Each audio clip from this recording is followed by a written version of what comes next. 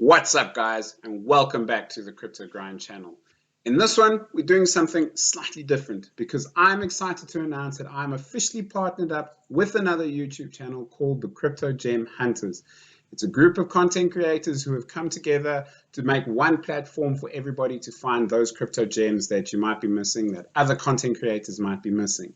So I'm bringing you a video that I dropped on that channel about 2 or 3 weeks ago, just to show everybody what's it about, what the type of content is that you are going to get. From my side, it's going to be very similar. I will be dropping content there and I'll be dropping it here. So make sure you're subscribing to both channels so you can get the best of both worlds. Also go and subscribe to the other content creators that are on that channel because they're also dropping some brilliant videos on their own personal channels as well. So in this video, we're going to be talking about Trias. It's a fantastic crypto gem that I think is definitely going to go places. So make sure to watch the video all the way to the end. Then do yourself a favor, head over to the Crypto Gem Hunters channel and check out some of the content there as well. And make sure you are liking and subscribing and commenting and sending some huge love from the Crypto Grind channel. That's all I've got for now. Enjoy the video, guys. Make sure you're liking, make sure you're subscribing, and I'll see you in the next one.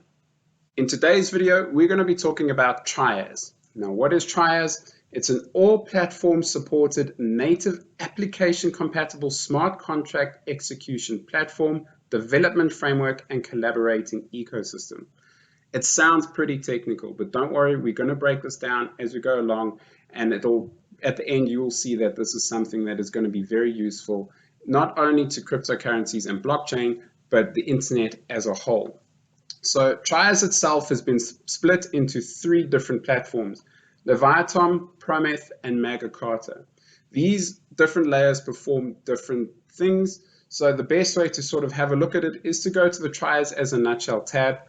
And basically their vision, they aim to solve the core trust issues with Trias, where they can root trust into machines with a firm assurance that the machines deterministically do what they are told. First thing I want to do is have a look at their 3 different layers. So Leviathan is an integration of trusted execution environments and heterogeneous consensus graph. So basically it's going to work the way that a DAG or a hash graph blockchain would work. And the computing algorithm, there you go, similar to Hashgraph and DAGs, and it can serve as the underlying layer 1 for other public chains, including Ethereum and Hyperledger. Now, this is where it differentiates itself from Ethereum.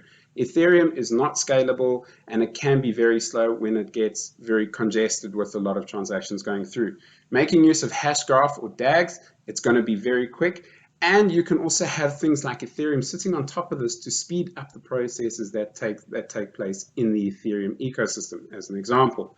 Their second layer is Prometh. It's a combination of formal verification and DevSecOps methodologies to achieve traceable and verifiable general purpose software development. So here you're going to see software dev taking place on this platform, and it's going to be secure. And it's going to be trustworthy because it is going through this layer where they have security intrinsically built into the platform. The last layer is the Magna Carta, and this is a consensus-oriented programming paradigm to achieve embedded and self-defined consensus strategy for high-order enterprise dApps. So basically, this is where everything comes together and is going to be executed on this final layer. Having a look at the team themselves, there's about 70 plus team members at the moment, being head by a guy called Dr. Anbang Ruan. I hope I got that name right. I can butcher these names sometimes, so forgive me if I have. And basically, he has got a PhD in computer science from the University of Oxford, research experience in trusted computing, cloud security, and cryptography. So there's your sort of comfort that he understands how cryptography and cryptocurrencies work as a whole. And he's really built up a fantastic team behind him. People that have come from Oxford School of Economics, Peking University, universities in China, and Intel, Oracle, all over the world. So these people understand where they are coming from. So from that point of view, the team is fantastic. They're also working with advisors who understand blockchain itself. So they have found their weaknesses and they do know where they need to improve.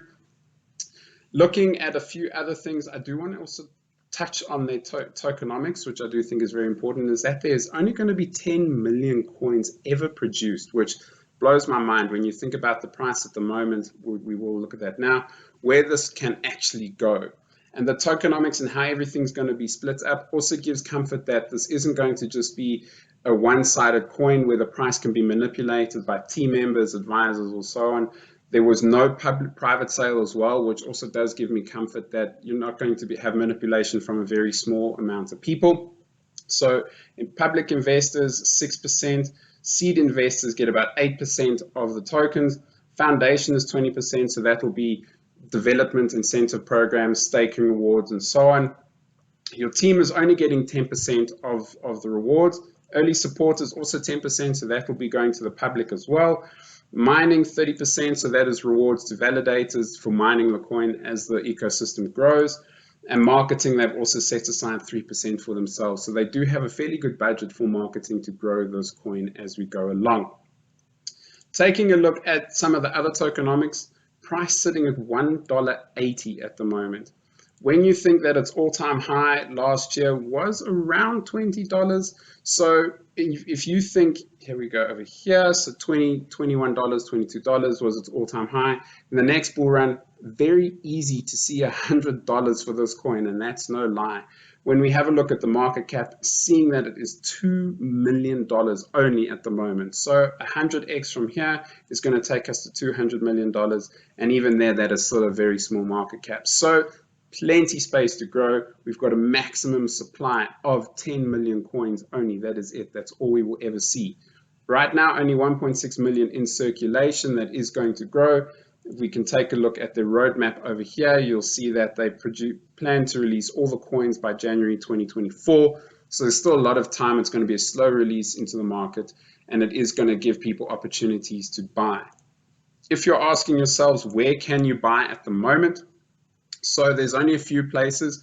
The best one and most trustworthy being KuCoin, but PancakeSwap is definitely a viable option as well. But KuCoin does make it a bit easier and user-friendly to go and obtain these coins. At this point in time, you might be asking me, where are the downsides? Well, I can see one sort of big problem with this is that at the moment, they're only really operational in the Asian market, China and Japan being two major operational markets. They are working with the Chinese government for certain things as well. So, that can only go things, especially where the Chinese government is in strategic partnerships with different countries around the world. But I would like to see this take hold in other countries as well, other territories, and that's really where you're going to see this coin shine. So if it can break into other markets, that's where I can see some seriously positive movement coming from this and price action coming from this project.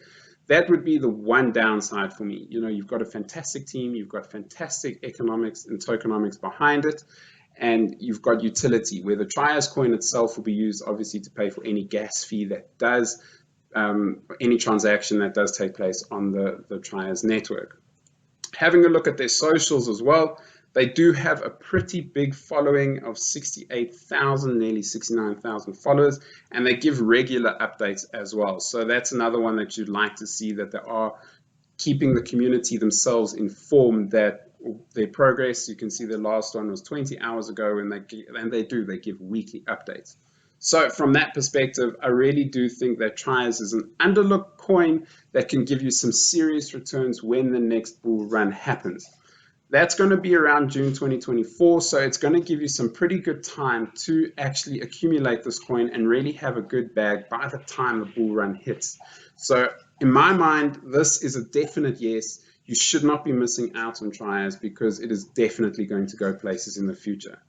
That is everything that I'm going to be talking about in this video. We're going to keep it short. Trias itself is a fantastic coin, and I suggest everybody go and do your own research on this coin, see how you feel about this coin. That's all we're going to talk about today. Don't forget to like this video, subscribe to the channel, come over to the Crypto Grind channel and say hello to the Crypto Grind community there. We'd love to have everybody there. Thank you so much for watching, and I'll see you in the next one.